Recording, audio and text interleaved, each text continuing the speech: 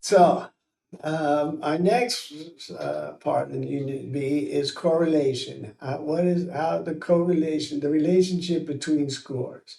How do scores relate to each other, and what does it mean, and what is it, how does it come into play? So, um, the correlation is basically we want to know how one score is related to another. So we're going to talk about relationships. We're going to talk about the formulas. It's going to take a minute. Sorry. Um, the relationship between scores tells us a lot. Can tell us a lot in research. We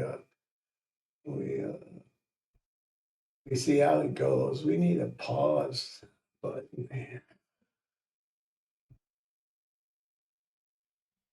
I found the pause button. Anyway, here we are. I'm gonna make this bigger again and disappear, and we're gonna talk about the relationship between scores. Okay, um, so correlation. What is the relationship between scores? And Pearson's R. I should fix that. It's Pearson's R. Anyway, this is how we describe the relationship between two sets of scores. Pearson's are the range is limited to -1 to 1. Like I talked about this in this bell curve. It's from -3 to 3. This measurement only goes from -1 to 1. So again, listen to me. If you do this computation and it comes outside of that range, you're wrong. Don't turn it in as an answer and go figure out where your mistake was, okay? Because I have several people that turn in, more than a few people that have turned in answers outside this range. It makes no sense. You know it's wrong if you're outside of this, all right? So -1 represents the perfect negative relationship. The perfect regular the negative relationship, the strongest relationship two numbers can have to each other, two scores can have to each other. And 1 represents the perfect positive relationship, and everything in between is just percentage of the relationship, of how strong that relationship is. So basically, -1 is 100% negative relationship, and 1 is the 100% positive relationship. Now, what you need to realize is these are talking about the strength of the relationship between two scores. And so -0.25 and 0.25, the strength of that relationship is the same, but they're the same distance from zero, just going in the other directions, negative or positive. But when you compare those two, the strength of that relationship is the same. Hope that makes sense. So as usual, here's a little data table, right? Um, it's already filled out. Obviously, when you see it in your worksheets, in the notes, there's a different computation. So if you need a different example you want to follow, you can go look at the notes, and there's a different one in there. But you'll get just this part, and then of course you have to figure this part, which is the easiest part of doing any of these solutions, I'm pretty sure. So here's your formula. We plug in the numbers, right? N is 6. 1, 2, 3, 4, 5, 6. Right? N is 6. So 6 times the sum of xy, 264, right? Minus the sum of x times the sum of y,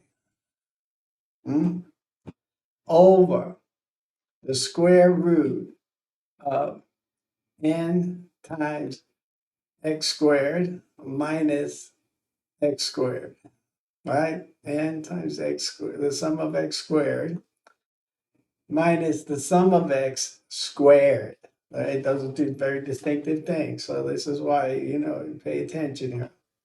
This is the same, this little parentheses is the same only with the y score. So then 6 times the sum of y squared, 358, excuse me, minus y squared, the sum of y squared, right? 40. So here's basically, this is what it breaks down to. You follow the formula, you do the math, right? So you do what's under the We do what's under the square root first, right? And we get that. Then we do the square root, then we do the division, and then we come up with this, right? So and now we're going to get into some moving on into some statistical significance, and we're going to go over this again today in this module. So whatever you may or may not understand, listen to the other lectures for this module, and could answer a lot of questions for you. Anyway, so here what we're going to call the degree of freedom is n minus 2, and this is our observed value. The observed value here is the answer we got when we did the computation. So this is our observed value between these two sets of scores. Right? And this tells us about the relationship. Well, what does it tell us? You don't know yet. Right? So we have it. All right, so just hang on to that and sit back for a minute. We're going to get back to it. Then what we have is the coefficient of determination, right? And this is the variance. What percentage of the variance on X or Y is predicted by the variance of the other, right?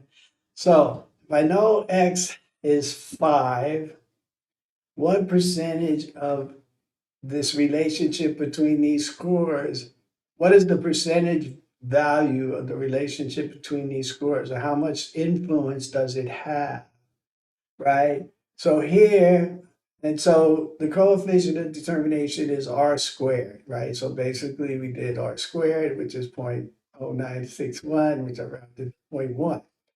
That means that 10% of the score of y comes from the score of x, basically.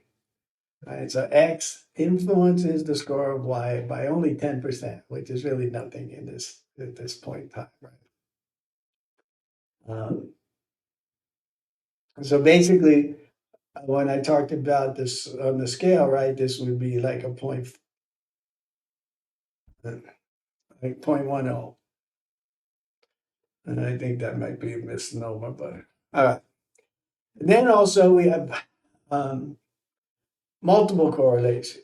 So if I have two scores, X and Y, I want to know how they're gonna work with score Z, and can I predict, right? So part of all of what we want to be doing is being able to predict things, right, on a very as best we can, right? What is our best chance of predicting and getting the right answer and knowing what that chance is, right? Like, am I going to have a 75% chance of predicting the right answer, 100%? So we use scores X and Y to predict Z, basically. And here is the formula for that, right? So Pearson's R12, Pearson's R13. And I'm going to give you all this, so don't worry about it, right? So it's 2 times Pearson R12 squared plus R13 squared, right? Minus 2 times R12 times R13 times R23 over 1 minus R23 squared. Right? All of this, we want the square root of all of it. So basically, I'm going to give you the numbers here, right? You're going to plug them in, right? And then you're going to do the computations like you've been doing. And now we're going to come up with a 0.21. So again, right, X and Y together give me a 20% chance, basically, of being correct in predicting Z. The X and Y have a 20% influence on the outcome of Z. Again, not a very strong outcome, right? So that's that. So you're going to go through this. It's going to be on the worksheet. If you are continuing in psychology, research, or social science, anything like that, you're going to learn a lot more of this in depth. But for this class, you just need to know the basics. And we're going to get back to this now about the degrees of freedom and the observed values and stuff. I'm going to get back to that in this unit. Okay? So, again, any questions, please reach out, give me a call. Again, do your worksheet early. You find out what you don't know, ask me about it. Go to the tutors, whatever is more comfortable for you. Get this worked out before you take the exam. All right. All right.